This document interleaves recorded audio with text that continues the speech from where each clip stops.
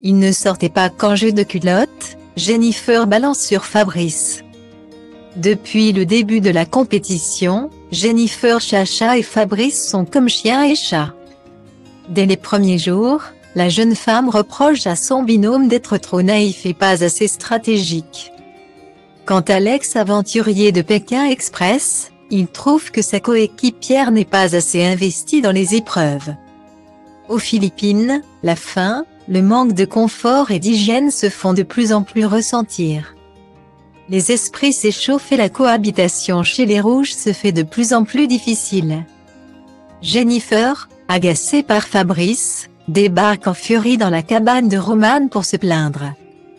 Pire encore, la candidate va priver son binôme de nourriture dans la dernière épreuve.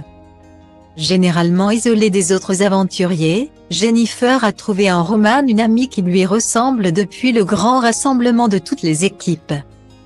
À bout de nerfs, la candidate rouge fait une confidence étonnante à la chérie d'Anthony Matteo déçue par le comportement de son ami Antonin. « Tu veux savoir le comble ? Fabrice m'a demandé de lui prêter un t-shirt. Non, mais c'est mort. S'il le met une fois, je ne le remettrai plus avec la transpiration. » En interview, elle continue de se plaindre après que son binôme lui a demandé de lui prêter son bas de bikini. « Je n'en peux plus. J'ai chaud. Je me sens sale.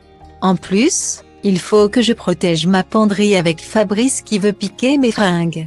C'est le pire binôme. Moi, je lave mes vêtements tous les jours. » Depuis le début de l'aventure, je ne l'ai jamais vu prendre une douche, ni faire une lessive. Je suis désolée, mais une culotte ça ne se prête pas. À quelle heure ta saucisse, elle va rentrer dans mes culottes? Roman s'en mêle et lui fait comprendre que ce n'est pas possible. Taquin, l'aventurier en rajoute, elle ne veut rien me donner. Le pire, c'est que je rentre dans ses culottes, car on fait la même taille. Une réponse qui inquiète sa binôme. Non, mais comment ça? T'as essayé ou non?